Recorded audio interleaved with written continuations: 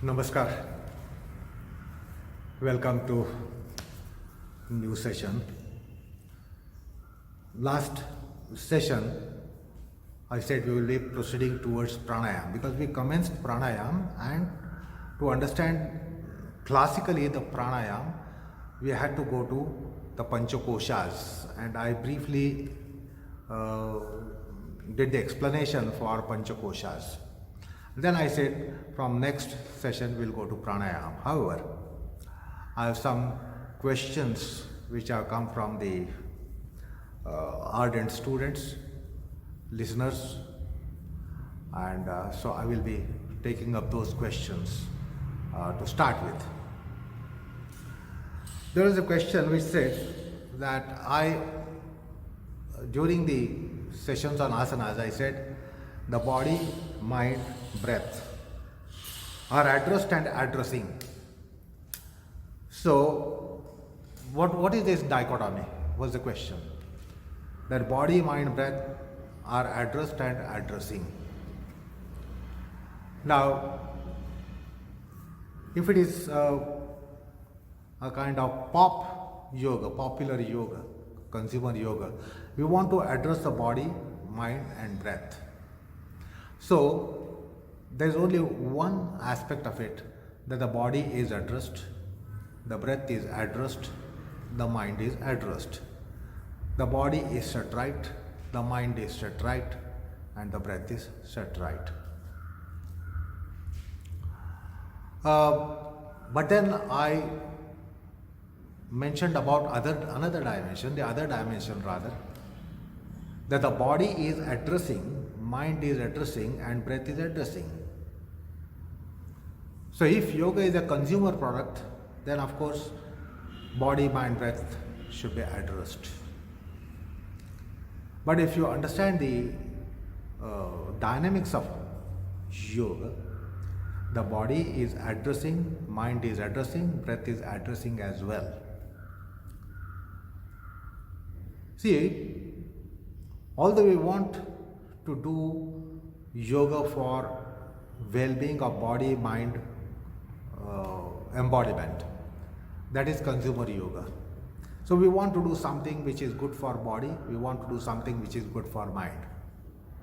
But however, at the end of the session, we take an assessment how far it has worked on me.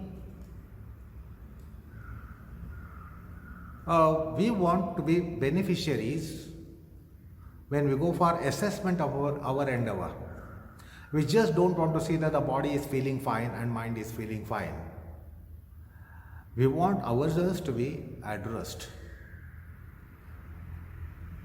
So, it implies that if we are to be addressed, our subjective entity is to be addressed. Who is going to address it? The body, mind, breath. So, in dynamics of yoga, there are two sides of dynamics. One is that the body, mind, breath is addressed and set right, put in form, put in shape, qualitatively. And then on the other hand, we want ourselves also to be put right. Now, who is going to do that? The body, mind, breath are going to do that.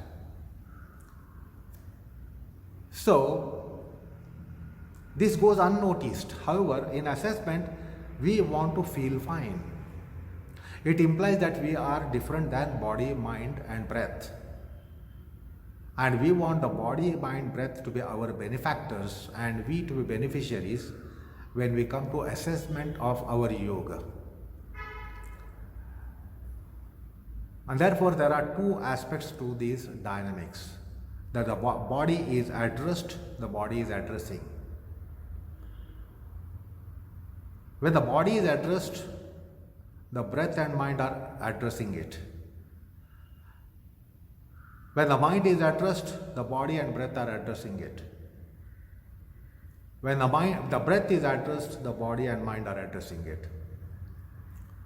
So, out of the three, the two come into benefactor lobby and one comes in a beneficiary lobby. So by rotation, body becomes beneficiary then breath becomes beneficiary and mind becomes beneficiary. And this is how the rotational dynamics are there in yoga. And this is more facilitated by associated conditions of body, mind and breath. They can mutually work for each other. They can work for each other, becoming mutual benefactors and beneficiaries. Therefore, I made a statement that body, mind, breath are benefactors as well as beneficiaries. The body, mind, breath are addressed as well as addressing. And this is possible in their interactive culture. When they interact, they can actualize this the covert kind of dynamics. The overt kind of dynamics is that the body gets benefit, breath gets benefit and mind gets benefit. This is overt aspect of dynamics, obvious aspect of dynamics. We want to set right body, mind and breath. We want to exercise body, mind and breath. But at the same time, we also want to be getting addressed. Having done yoga, we must feel fine. It's not that only our body should feel fine and our mind should feel fine and our breath should feel fine. We ourselves have to feel fine. This is how we have the perspective in assessment of our session. How far did I feel fine? That means they become, body, mind, breath become benefactors and we become beneficiaries. So there are these aspects of dynamics. When you get into practical aspect of it, you will notice it. That we are benefactors of body, mind and breath. Body, mind, breath are benefactors of us and they are mutually benefactors of each other. They are mutual beneficiaries of each other. This is part of dynamics of yoga which one has to experience while in asana or while in pranayama. So that was the first question which was put to me. As to how they can be both addressing and addressed. Therefore, they mutually address each other, mutually get addressed by each other. Then I said, rather than investing or investing will in our yoga, we must generate will. So it is not just will aspect, because we need certain qualitative aspects of mind. We must be doing sincerely, we must be doing attentively, we must be doing honestly. So we think that honesty must be invested in our yoga. Sincerity must be invested in our yoga. All those qualitative aspects, dedication, devotion, honesty, integrity, sincerity, we think of investing those things. But in yoga, in asana and pranayama, in associated conditions of body, mind and breath, we generate these qualities. We will generating the willpower. In the process of doing asanas, to start with, we need to have a will. Because that's why we say where there is will, there is a way. So that's a raw condition, rudimentary condition, we need to have a will. But in the process of asana, we will be in a position to generate the will. So also other qualities such as honesty, integrity, sincerity, etc. That's the marvel of dynamics of asanas and pranayama. That we generate those things qualitatively, which are organic qualities. When you are investing your will, it is not so organic, it is inorganic. See, usually in our business or activity of life, there are external factors and therefore we need a will as well. But here there are subjectivistic aspects. Everything is subjectivistic. The objective entity, subjective entity, instrumental entity, they are all integrated within us. So therefore, these are unique processes. And so by the dynamics of asana and pranayama, you get a condition that you become honest. you should be honest to start with is a wonderful condition. It's a gate condition. It's a gate condition that you should start with honesty. You should start with sincerity. You should start with advertence. You should start with focus. You should start with integration. You should start with sincerity. But however, the process itself is such that you autogenically start developing these qualities. And therefore, in asanas, you will generate will. You will generate sincerity. You will generate honesty. You will generate integrity. This has to be experienced by getting into the laboratory of asanas, laboratory of pranayama. And therefore, that's the objective aspect. Subjective aspect and instrumental aspect, which interact with each other, onto each other, for each other, and these qualities are turned out. I will give you one example here. See if you can understand by this. See, you can visit a grocer's shop. In grocer's shop, you get all those materials, all the materials with which you turn out delicacies in your kitchen. They are all available in a grocer's shop. But in grocer's shop, you don't get any delicacy. You get all materials of delicacy. Is that right? So you get the grocery back home, then you put the grocery in a particular process, and you turn out delicacies and you enjoy the delicacies. In grocer's shop, you don't find any delicacy. You find all materials of delicacy, raw materials of delicacy. They need a process. They need a sequential order. They need a skill. So if one has skill, one has process and the processing instrumentation and sequence as to how the things should be turned out. In a delicacy, something should be done at first, something should be done at last. So there is a process. Now all these things are not there in a grocer's shop. You get only materials. So when the body, mind, breath, senses, organs, psyche are all material, they inherently do not have any delicacy in themselves. But they can come together in particular proportion. They can come together in particular process. And there can be some amount of skill in processing, and then that will turn out delicacy. So similarly here, the body, mind, breath, they come together and turn out that delicacy of yoga, where you get sublimity, purity, piety, sanctity, equity, equanimity, equilibrium, etc. The noble qualities of yoga. So what is required is we need a process. So similarly, by this process, you will generate suitable will, compatible will, sufficient will. So also you will generate other qualities such as sincerity, integration, honesty, dedication, devotion, affiliation, etc. So yoga is a process which turns out these qualities. It is not that you must have these investments in place.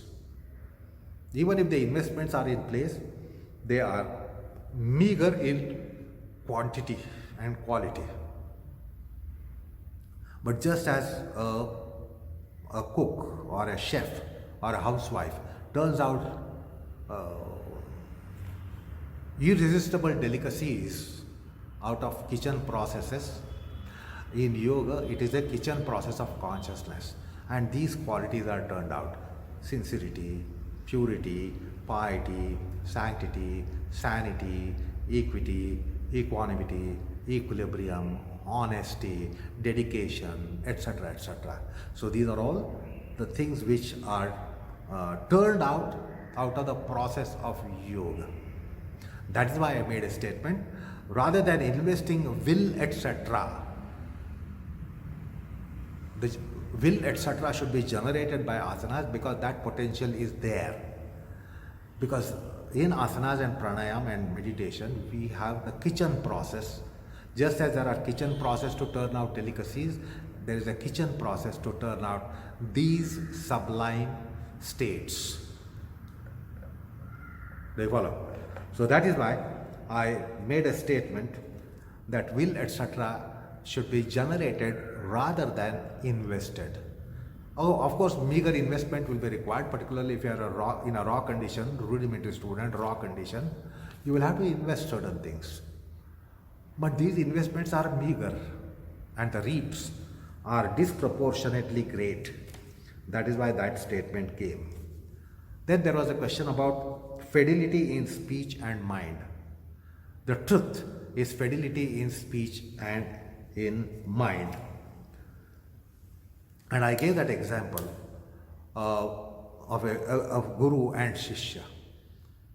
The Shishya had to speak the truth in front of Guru because of kind of coercion, or there was no way to escape.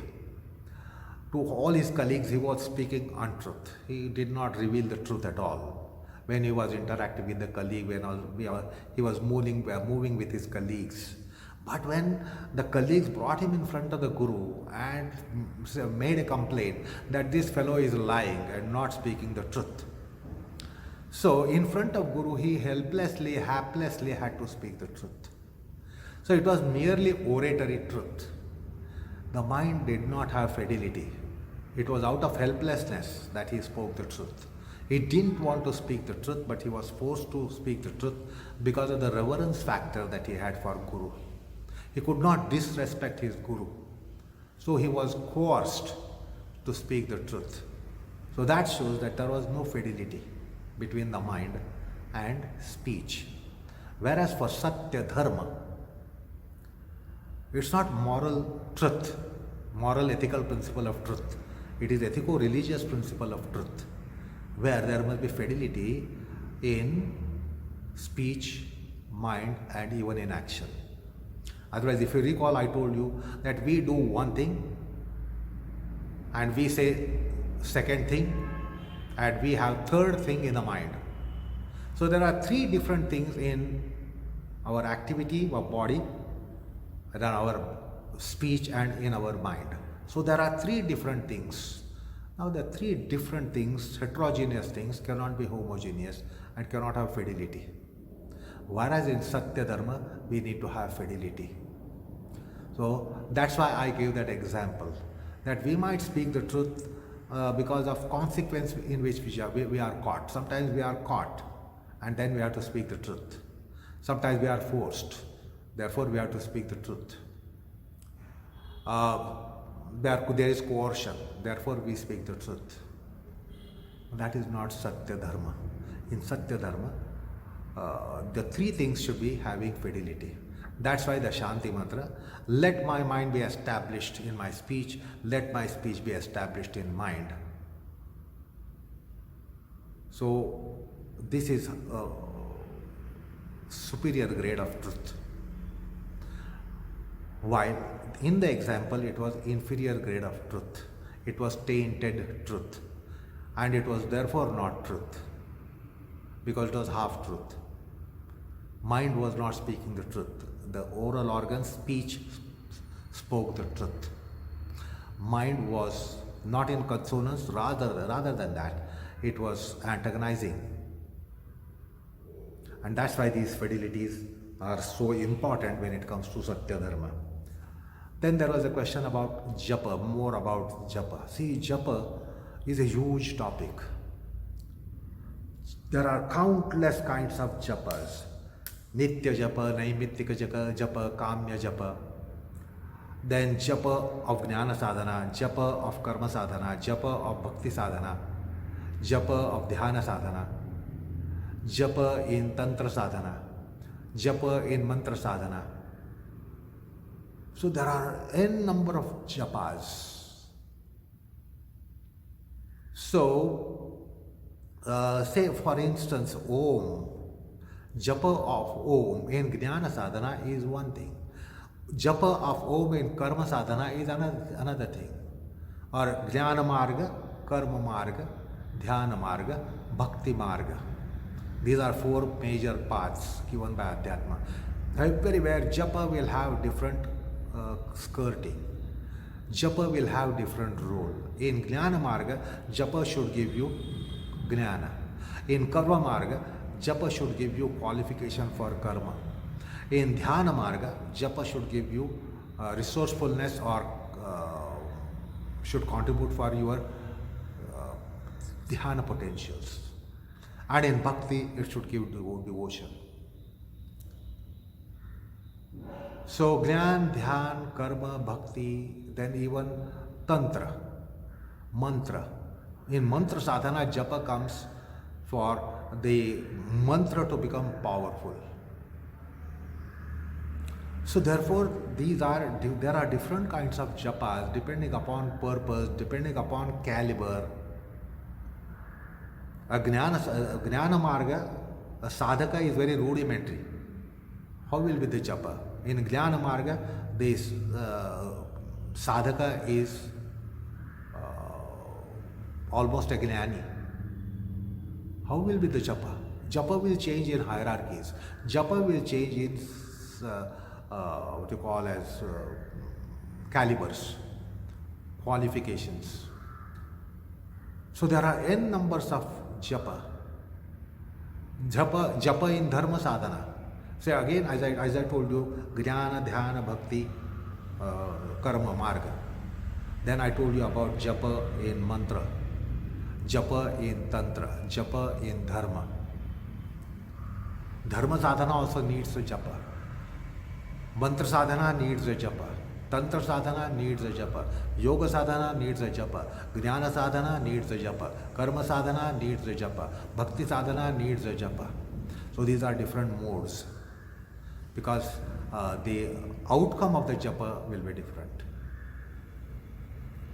Then there are Nitya Naimittika japas which come in dharma. So if you open out dharma marga, then there are Nitya Naimittika Kamya japas. So it's not easy to articulate that in one session, provided we dedicate something to japa totally. So maybe it will consume couple of sessions. If we decide to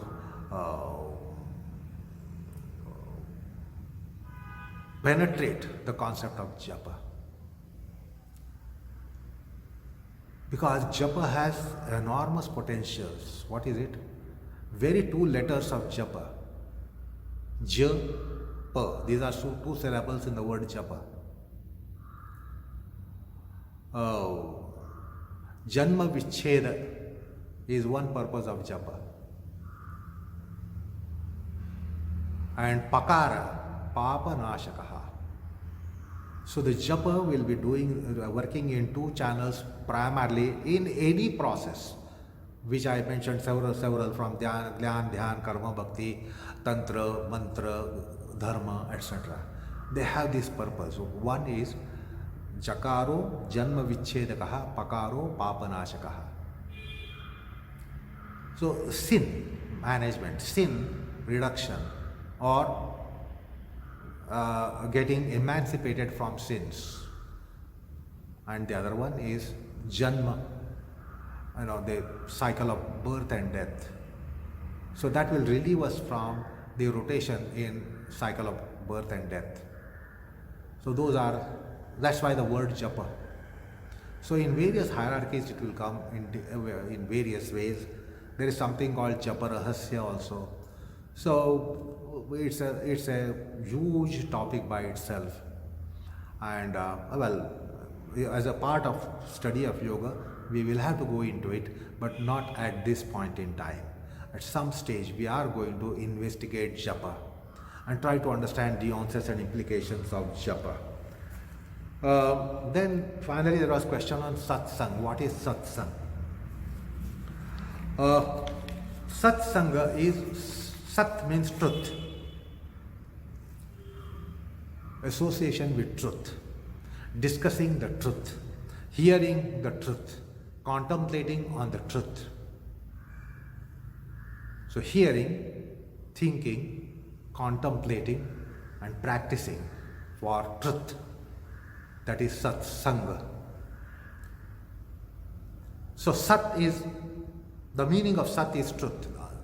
So also satsanga is also santa sangha, because the saints are in truth, saints are practicing truth, saints are permeated by truth, saints have explored, realized the truth, and they speak only truth.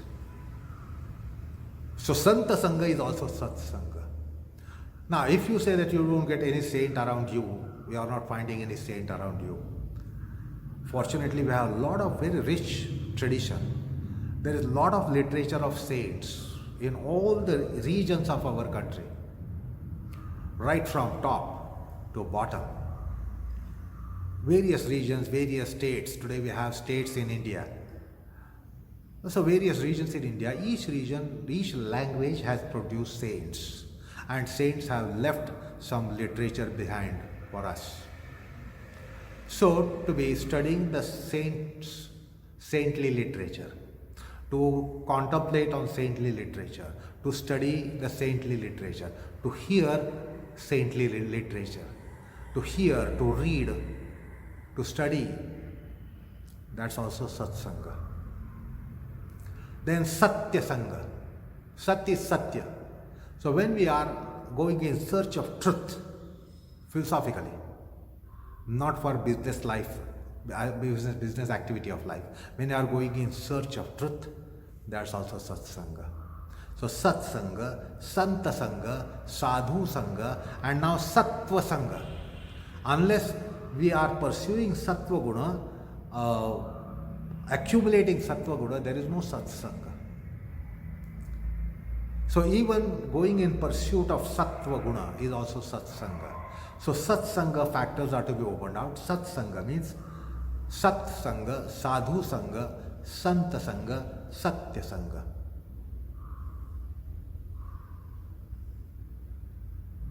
So and sattva sangha. So that all put together is Sat Sangha. This is so important for those who are in pursuit of yoga and pursuit of Adhyatma. Sat Sangha is very, very important. I opened out the factors of Sat Sangha, because Sattva is also truth. Santa is truth. Sadhu is truth. Truth is truth. Well, that is what the Satsanga is, for which we must study the scriptures which divulge the truth. Upanishads, Darshanas, Darshana Shastra, Upanishad Shastra, Vedanta Shastra, they, Moksha Shastra, they are postulating Sat, the truth. Dharma Shastra, Dharma Sangha, Dharma Shastra, studying the Dharma Shastra, which is for Sattva and also for truth, for Satya. So we must be studying Upanishads, Yoga Shastra, Gita Shastra, Vedanta Shastra, Sankhya Shastra, and Dharma Shastra, Adhyatma Shastra, Moksha Shastra. So these are all the Shastras which reveal the truth, divulge the truth, and offer us passage to go towards the truth. So that is Sat Sangha. With that, I think I've come to answer all the questions which came my way. Now, let's slightly look into pranayama, which is the topic of the session today. See, basically, we must understand that we have a lot of influence of Neo Yoga on us, because today pranayama is shwasayam. Dealing with that to respiratory breath. Dealing with respiratory in-breath and respiratory out-breath has become pranayama. This is not endorsed by classical tradition, classical texts, classical approach. Whereas all pranayam today is with reference to in breath that you take through the nose, out breath that goes out through the nose. And we are dealing with respiratory inhalation and respiratory exhalation. And that is construed as pranayam. That is not true. That is not right. So, if you have classical approach, you will come to know the fact that the breath is only an instrument. It's only carrier of prana shakti. So just regulating the breath, qualitatively and quantitatively handling the breath is not pranayam. That is trying to keep your vehicle in good shape. Like if you have a car, you want to keep your car in good condition for you to be using it without hassle, is that right? So you take care of your car. You should take care of your vehicle so that you can use it without any hassle. So this in-breath and out-breath is only a vehicle. And today that itself has become pranayam.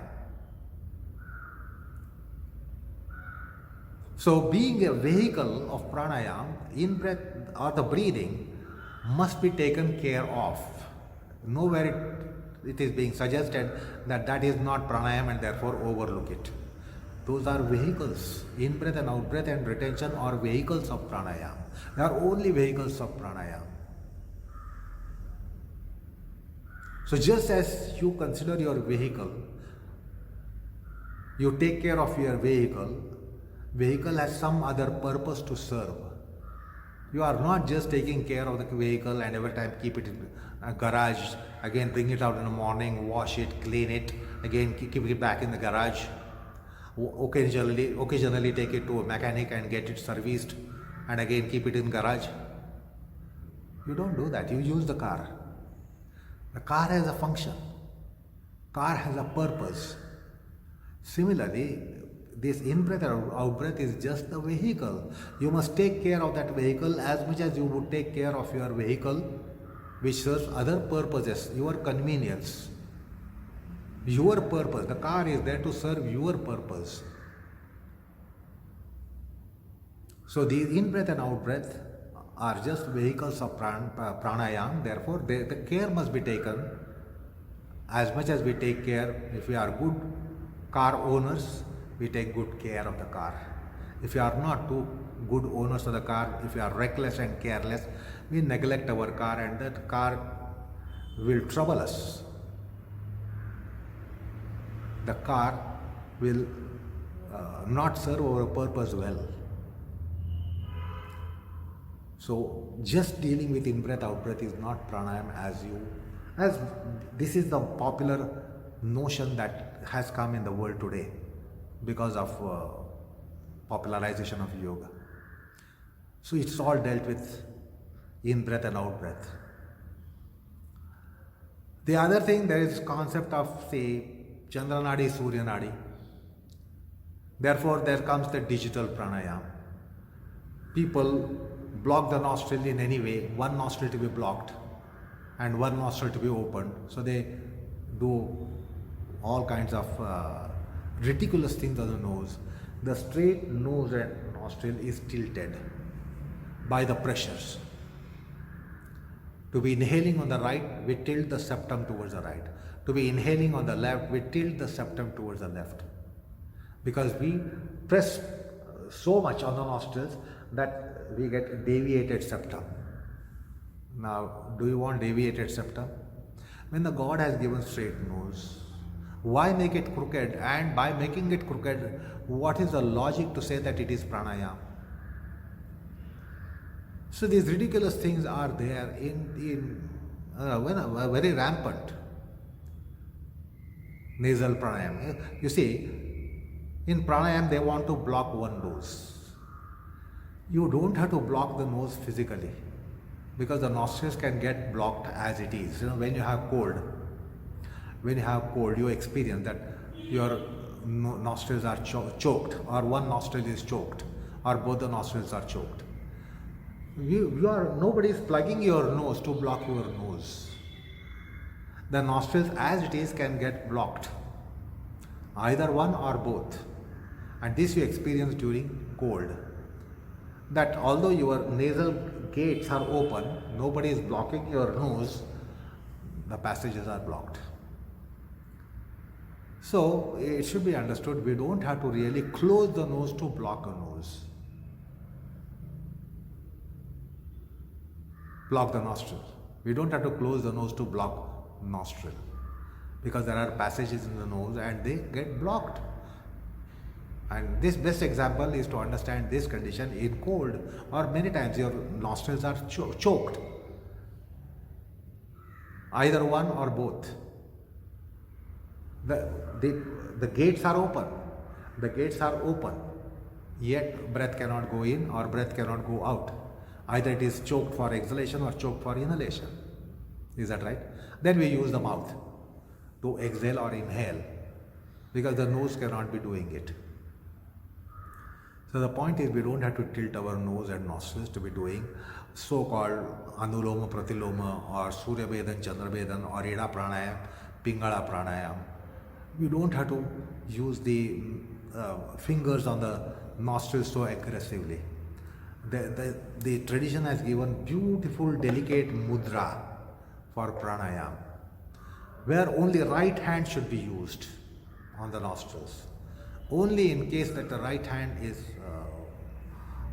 injured, or you don't have the right hand at all, then you can use the left hand. Otherwise, right hand only should be used for pranayam. Then there is beautiful mudra for pranayam. On the right hand, your index finger and middle finger should be folded in, and the thumb and small finger should form a ring-like shape, and it should be as if it's an ornament going on the nostrils. Delicate placement of it. It's not aggressively blocking the nose, thinking that the nostrils are blocked.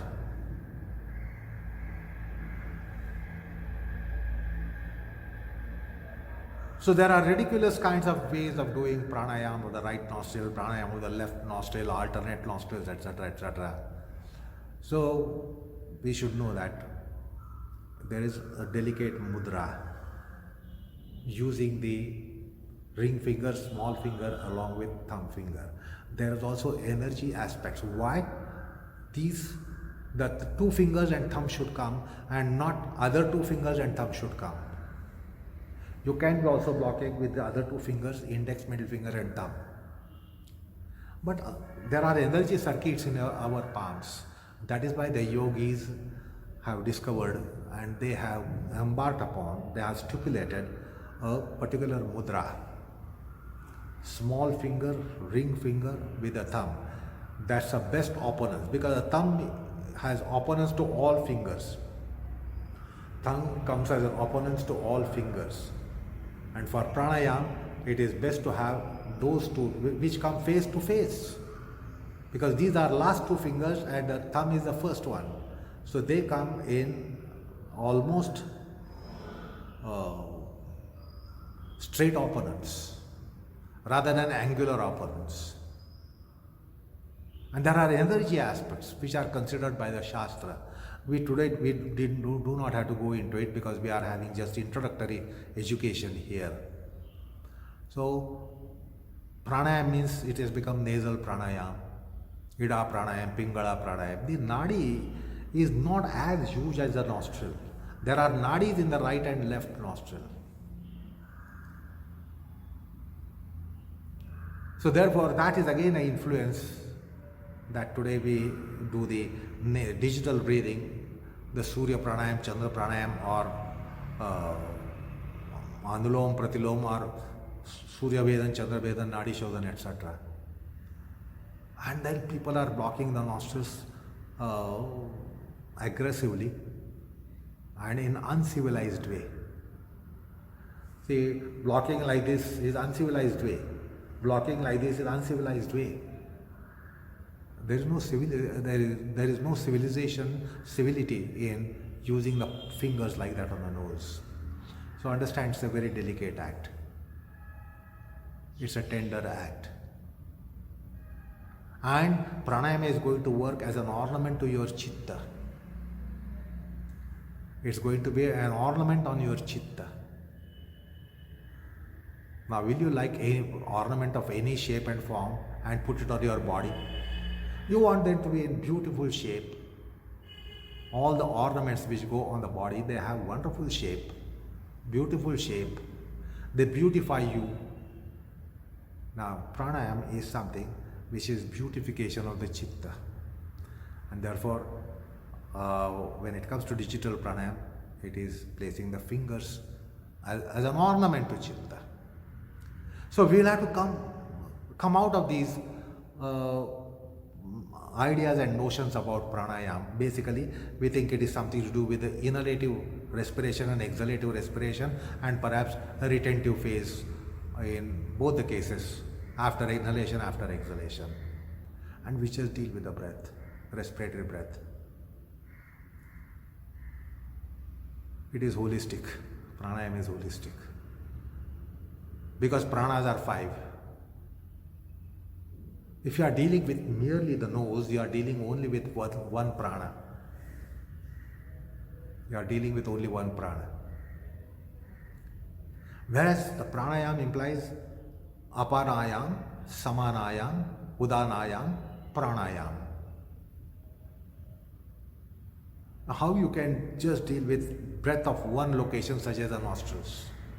Because nostrils come in one location as far as pranic division is concerned. Nose to heart, it is said to be prana. Heart to navel, it is said to be samana. Navel and below, it is said to be apana. And nostrils and above is said to be udana. And vyana is all over. So basically there are 4 pranayamas with pancha pranas. There are 5 pranas, however 4 pranayamas in one classification. Prana vyana ayam, apana vyana ayam, samana vyana ayam, udana vyana ayam. So there are only 4. Then another classification says that there are samantrak, amantrak pranayamas. There are only 2 kinds of pranayama, samantrak, amantrak.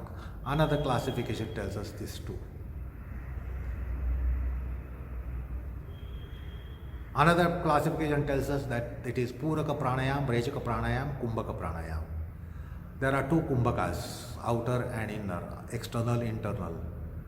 So these are various classifications with which you are inducted with. That these are various types of pranayamas.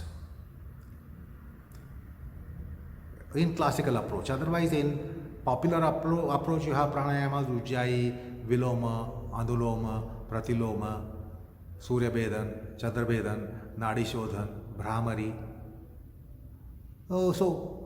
Plavini. So there are some pranayamas mentioned, and we think these are the pranayamas. But in educative process, we are introduced to this. The types of pranayamas. Samantrak, amantrak. Bahya vritti, abhyantar vritti, stambha vritti. So this is more classical approach. Anyway, so for education of pranayama, if you recall, in our last session, that means when we were dealing with orientation to pranayama in various asanas, we must be familiar with the potentials of breathing. What are the potentials of the breath and breathing? Asanas is wonderful academy. Don't have a division that these are asana practices, these are pranayama practices. Patanjali gives us a link between asana and pranayama. Why? Because asanas will induct us to enormous potentials of the breath and breathing, enormous functions of breath and breathing. The body, mind inanimate, you can animate. Body and mind supermercurially animated, you can pacify. The different conditions are there in body and mind, and then the breath has those chemical constitutions to counter negative conditions and to build up positive conditions. So in asanas, we must have a field work to explore the potentials of the breath, usages of the breath, applications of the breath, addressals of the breath, what the breath can do to our body-mind composite, what can be done for breath by body-mind senses composite. So, making the breath as benefactor, making the breath as beneficiary, making the breath as agency, making the breath as tool, this all has to be carried out as a kind of field work in asanas. They give you wonderful academy to identify the potentials of the breath, usages of the breath, applications of the breath. They are enormous resource. Breath, according to yoga, they are enormous resource. Enormous body of resources. It's almost an omnipotent agency, omniscient agency within us. We are not omnipotent, we are not omniscient, we are mortals. But the breath within us is almost omnipotent and omniscient principle. It's a multitasker. It's a multitasking agency. What is it that the breath doesn't do? This has to be explored. In the beginning, we must go on exploring what the breath does, how much the breath does. And then when you have carried out sufficient field work, survey, you will realize the question will be other way around. What is it that the breath doesn't do? In the beginning, the question is, what does the breath do? And then we go on exploring, what does the breath do in body, in mind, on the senses, in the organs, on the body matter, on the mind matter, on the body states, on the mind states. So what the breath does is explored. But when the exploration is sufficient, then the question will be coming the other way around. What is it that the breath doesn't do? Associated breath is a marvel. Whereas in modern pranayama we are dealing with isolated breath. Isolated breath. While yoga has this implication that it must be associated breath. So the associated breath is really a marvel. It's a multitasking agency. Many times I've said in the class, you know what is Swiss knife. It's also called military knife. Although it is called Swiss knife or military knife, it has so many things apart from knife. It has so many things apart from knife. So many gadgets are there in it, apart from just knife. But the convention is that they call it Swiss knife or military knife. So Swiss knife can carry out so many processes.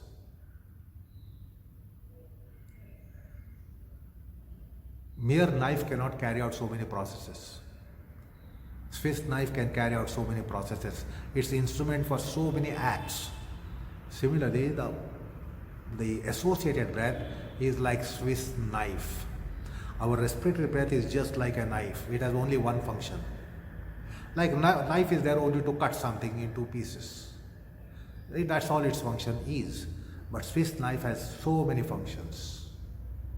Similarly, isolated breath is like a knife. It has only one purpose: keep you living as biological creatures and keep your autonomous system functioning. That is all the role of this respiratory breath,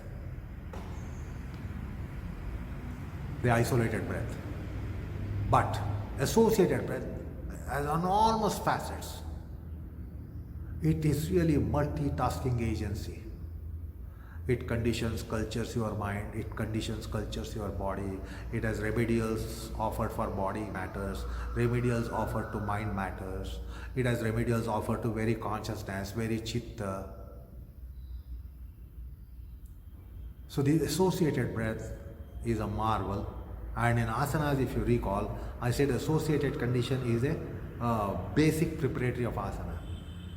In that case, the breath will start working as an associated breath. Mind will start working as an associated mind. The body will start working as associated body. They are all marvels.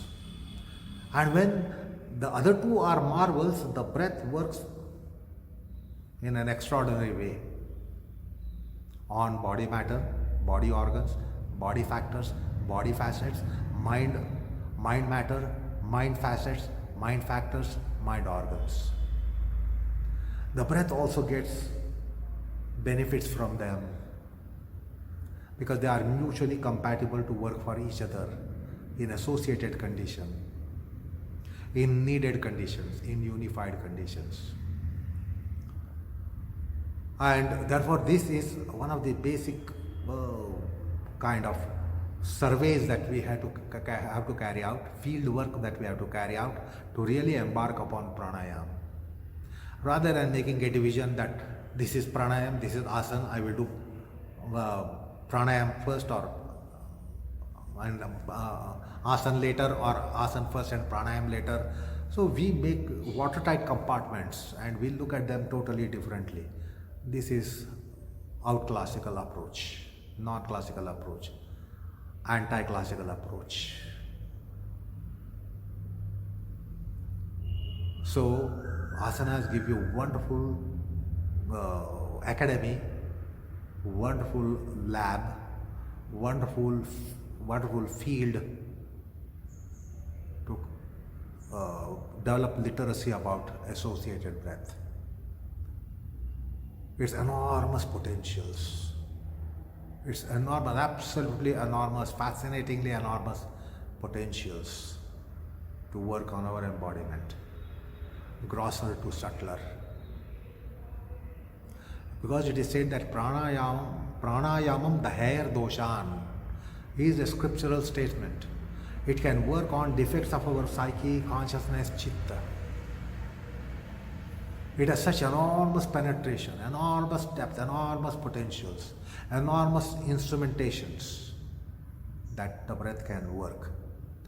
So, best way is to start getting inducted to breath and associated breath via media asanas, because asanas are wonderful, they open out wonderful field.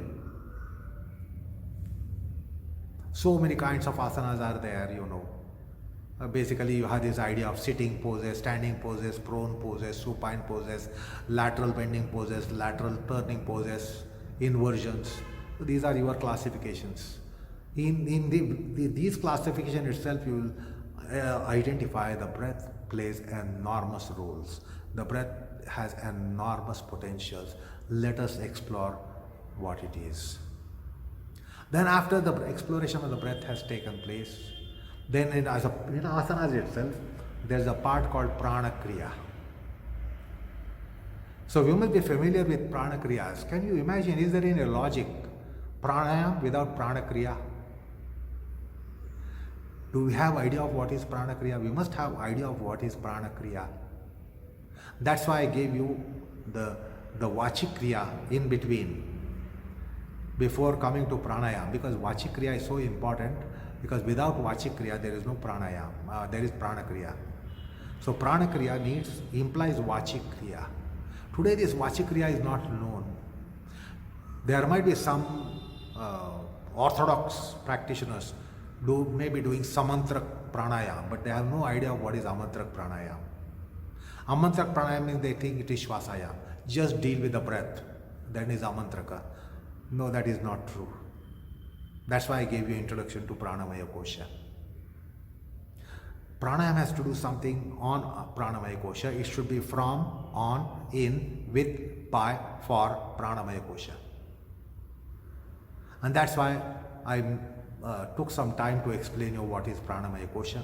To understand Pranamaya Kosha, I told you about other 4 koshas as well. Introductory brief informations. So Prana Kriya must be practiced thoroughly in asanas. Then we know how breath works under Prana Kriya. And breath working under Prana Kriya is so important in pranayama.